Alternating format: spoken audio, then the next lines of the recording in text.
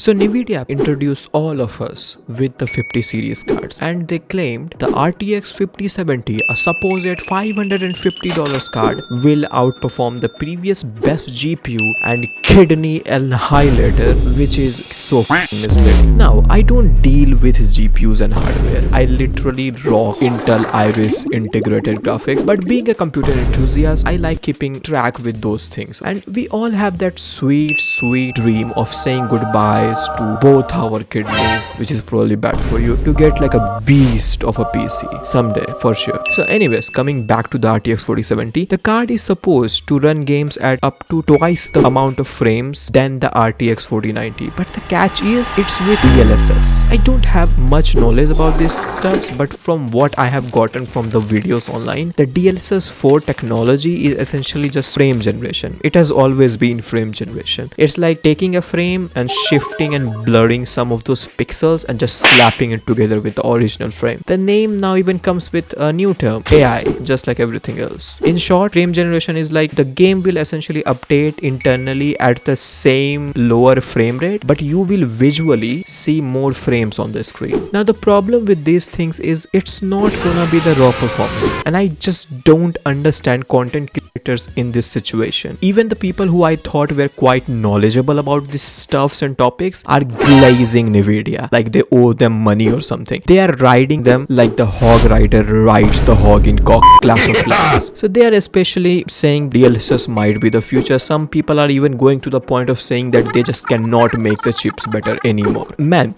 I just want to say, yourself.